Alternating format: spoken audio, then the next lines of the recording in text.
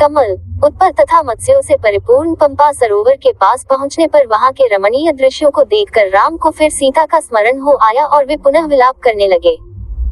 उन्होंने लक्ष्मण से कहा, हे सौमित्र, इस पंपा सरोवर का जल वैदुर्यमणि के समान स्वच्छ एवं श्याम है। इसमें खिले हुए कमल पुष्प और क्रीड़ा करते हुए जल पक्षी कैसे सुशोभित हो रहे हैं। चैत्र माह ने वृक्षों को पल्लवित कर फूलों और फलों से समृद्ध कर दिया है। चारों ओर मनोहर सुगंध बिखर रही है। यदि आज सीता भी अपने साथ होती तो इस दृश्य को देखकर उसका हृदय कितना प्रफुल्लित होता। ऐसा प्रतीत होता है कि वसंत रूपी अग्नि मुझे जलाकर भस्म कर देगी। हाँ सीते, तुम न जाने किस दशा में रो रो कर अपना समय बिता रही होगी। मैं कितना अभागा हूँ कि तुम्हें अपने साथ वन में ले आया, परंतु तुम्हारी रक्षा न कर सका। हाँ, पर्वत शिखरों पर नृत्य करते हुए मोरों के साथ कामातुर हुई मोरनियां कैसा नृत्य कर रही हैं। हे लक्ष्मण, जिस स्थान पर सीता होगी, यदि वहां भी इसी प्रकार वसंत खिला होगा तो वह उसके विरह विदग्ध हृदय को कितनी पीड़ा पहुंचा रहा होगा। वह अवश्य ही मेरे वियोग में रो रो कर अपने प्राण दे रही होगी। मैं जानता हूँ, वह मेरे बिना पानी से बाहर निकली हुई मछली की भांति तड़प रही होगी। उसकी वही दशा हो रही होगी जो आज मेरी हो रही है, अपितु मुझसे अधिक ही होगी, क्योंकि स्त्रियां पुरुषों से अधिक भावुक और कोमल होती हैं। ये संपूर्ण दृश्य इतना मनोरम है कि यदि सीता मेरे साथ होती तो इस स्थान को छोड़कर मैं कभी अयोध्या न जाता, सदैव उसके साथ यही रमण करता। किंतु ये तो मेरा स्वप्न मात्र है। आज तो यह अभागा प्यारी सीता के वियोग में वनों में मारा मारा फिर रहा है। जिस सीता ने मेरे लिए महलों के सुखों का परित्याग किया, मैं उसी की वन में रक्षा नहीं कर सका। मैं कैसे ये जीवन धारण करूं? मैं अयोध्या जाकर किसी को क्या बताऊंगा? माता कौशल्या को क्या उत्तर दूंगा? मुझे कुछ सुझाई नहीं देता। मैं इस विपत्ति के पहाड़ के नीचे दबा जा रहा हूँ। मुझे इस विपत्ति से छुटकारे का कोई उपाय नहीं सूझ रहा है। मैं यही पंपासर में डूबकर अपने प्राण दे दूंगा। भाई लक्ष्मण, तुम अभी अयोध्या लौट जाओ। मैं अब जनकनंदिनी सीता के बिना जीवित नहीं रह सकता। बड़े भाई की यह दशा देखकर लक्ष्मण बोले, हे पुरुषोत्तम राम, आप शोक न करें। हे तात रघुनंदन, आप यदि रावण पाताल में या उससे भी अधिक दूर चला जाए तो भी वह अब किसी भी तरह से जीवित नहीं रह सकता। आप पहले उस पापी राक्षस का पता लगाइए, फिर वह सीता को वापस करेगा या अपने प्राणों से हाथ धो बैठेगा। आप तो अत्यंत धैर्यवान पुरुष हैं। आपको ऐसी विपत्ति में सदैव धैर्य रखना चाहिए। हम लोग अपने धैर्य, उत्साह और पुरुषार्थ के बल पर ही रावण को परास्त करके सीता को मुक्त करा सकेंगे। आप धैर्य धारण करें। लक्ष्मण के इस प्रकार से समझाने पर अत्यंत संतप्त राम ने शोक और मोह का परित्याग करके धैर्य धारण किया। वे पंपा सरोवर को लांघकर आगे बढ़े।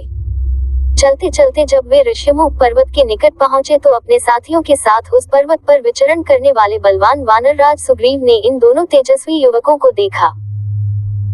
इन्हें देखकर सुग्रीव के मन में शंका हुई और उन्होंने अपने मंत्रियों से कहा, निश्चय ही वाली ने इन दोनों धनुर्धारी वीरों को छद्मवेश में भेजा है। भयभीत होकर सुग्रीव अपने मंत्रियों के साथ ऋषिमुख पर्वत के शिखर चले गए।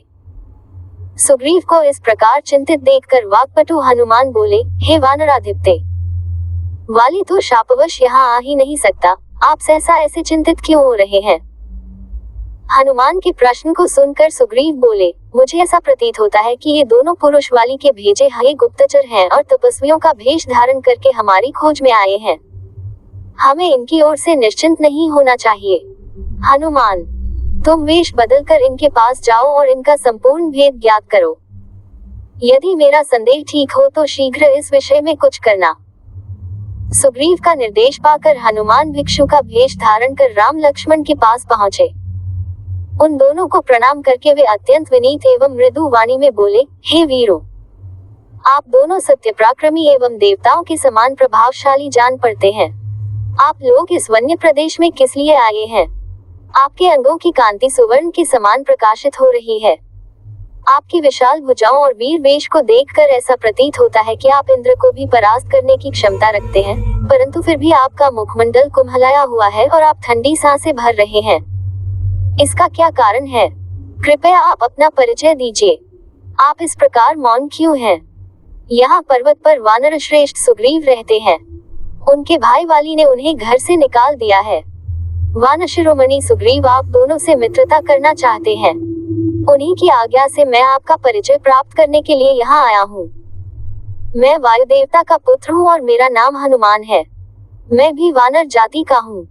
अब आप कृपया अपना परिचय दीजिए। मैं सुग्रीव का मंत्री हूँ और इच्छानुकूल वेश बदलने की क्षमता रखता हूँ। मैंने आपको सब कुछ बता दिया है। आशा है आप भी अपना परिचय देकर मुझे कृतार्थ करेंगे और वन में पधारने का कारण बताएंगे। हनुमान की चतुराई भरी स्पष्ट बातों को सुनकर राम ने लक्ष्मण से कहा, हे सौमित्र, इनकी बातों से मुझे पूर्ण विश्वास हो गया है कि ये महामनस्वी वानरराज सुग्रीव के सचिव हैं और उन्हीं के हित के लिए यहाँ आए हैं। इसलिए तुम निर्भय होकर इन्हें सब कुछ बता दो।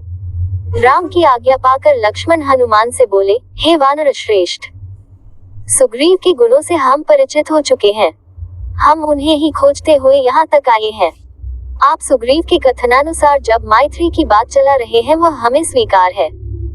हम अयोध्यापति महाराज दशरथ के पुत्र हैं। ये श्री रामचंद्र जी उनके ज्येष्ठ पुत्र और मैं इनका छोटा भाई लक्ष्मण हूँ। 14 वर्ष का वनवास पाकर ये वन में रहने के लिए अपनी धर्मपत्नी सीता और मेरे साथ आए थे। रावण ने सीता जी का हरण कर लिया है।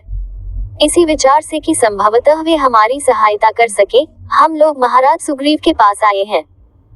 हे वानर राज, जिस चक्रवर्ती सम्राट दशरथ के चरणों में संपूर्ण भूमंडल के राजा महाराजा सिर झुकाते थे और उनके शरणागत होते थे, उन्हीं महाराज के ज्येष्ठ पुत्र आज समय के फेर से सुग्रीव की शरण में आए हैं, ताकि महाराज सुग्रीव अपने दलबल सहित इनकी सहायता करें।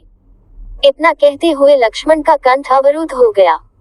लक्ष्मण के वचन सुनकर हनुमान बोले, हे लक्ष्मण, आप लोगों के आगमन से आज हमारा देश पवित्र हुआ। हम लोग आपके दर्शनों से कृतार्थ हुए। जिस प्रकार आप लोग विपत्ति में हैं, उसी प्रकार सुग्रीव पर भी विपत्ति की घटाएं छाई हुई हैं। वाली ने उनकी पत्नी का हरण कर लिया है तथा उन्हें राज्य से निकाल दिया है। इसीलिए वे इस पर्वत पर निर्जन स्थान में निवास करते हैं। फिर भी मैं आपको विश्वास दिलाता हूँ कि वे सब प्रकार से आपकी सहायता करेंगे। इतना कहकर हनुमान बड़े आदर से रामचंद्र और लक्ष्मण को सुग्रीव के पास ले गए।